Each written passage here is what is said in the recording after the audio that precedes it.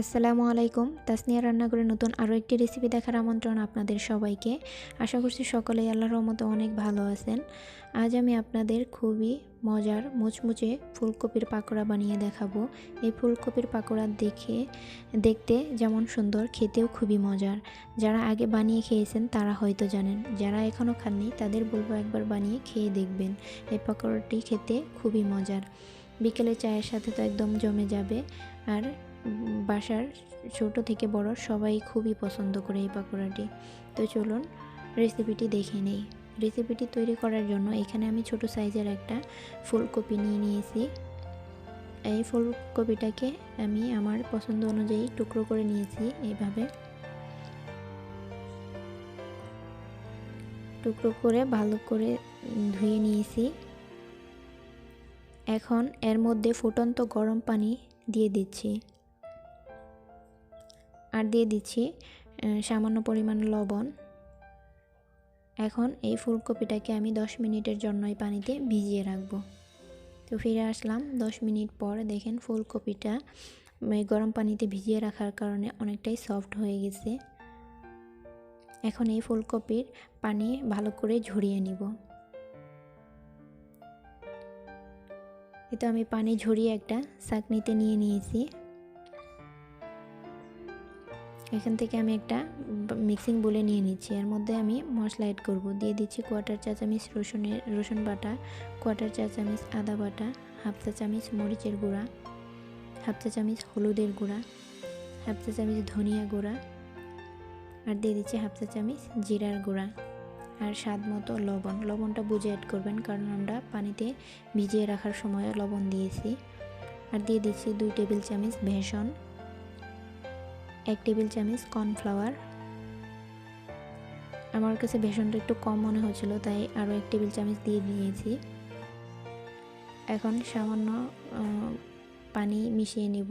অল্প অল্প করে পানি কয়েকবার আমি মিশিয়ে নিচ্ছি। নিয়ে এটাকে আমি ভালো করে মেখে নেব। এখানে আমার 3 টেবিল চামচের মতো পানি লেগেছে। আমি 2-3 বারে মিশিয়ে নিয়েছি। আপনাদের হাতের কাছে যদি বেসন অথবা কর্নফ্লাওয়ার না থাকে, তো বেসনের পরিবর্তে ময়দা আর কর্নফ্লাওয়ারের পরিবর্তে চাউলের গুঁড়া দিয়ে বানিয়ে নিতে পারেন। ওটাতেও খেতে ভীষণ মজার হয়। এই তো আমার মাখানো হয়ে গেছে।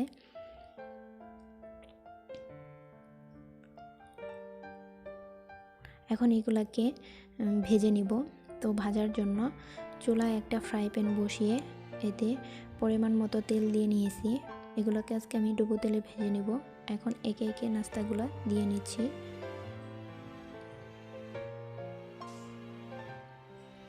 একটা একটা করে এইভাবে ফুলকপির টুকরাগুলো দিয়ে নিচ্ছি।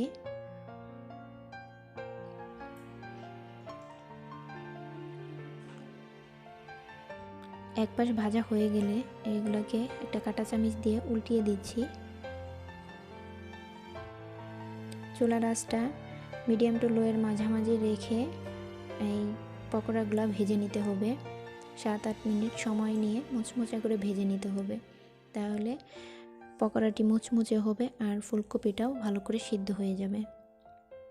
এই তো আমি উল্টিয়ে পাল্টিয়ে এইভাবে গোল্ডেন ব্রাউন কালার এবং মুচমুচে করে ভেজে নিয়েছি। এখন এগুলাকে একটা ছাঁকনি দিয়ে তেল ঝরিয়ে উঠিয়ে নিব।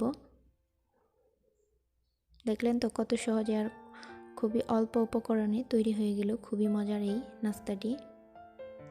এটা কিন্তু বাচ্চারাও খুবই পছন্দ করে।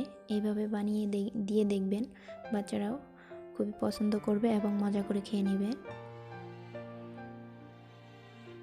এখন এগুলাকে আমি একটা প্লেটে নিয়ে নিচ্ছি।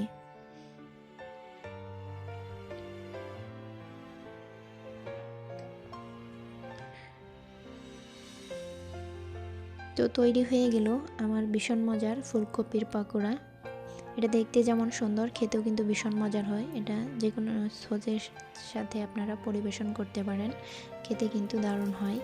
তো এইভাবে বাসায় একবার ট্রাই করে দেখবেন, বাচ্চারা তো খুবই পছন্দ করে। আশা করছি আমার আজকের রেসিপিটিও আপনাদের কাছে ভালো লেগেছে। ভালো লাগলে ভিডিওটিতে একটি লাইক দিবেন, সেই সাথে চ্যানেলটি সাবস্ক্রাইব করার অনুরোধ রইল। সকলের সুস্থতা কামনা করে এখানেই বিদায় নিচ্ছি। আল্লাহ হাফেজ। আসসালামু আলাইকুম।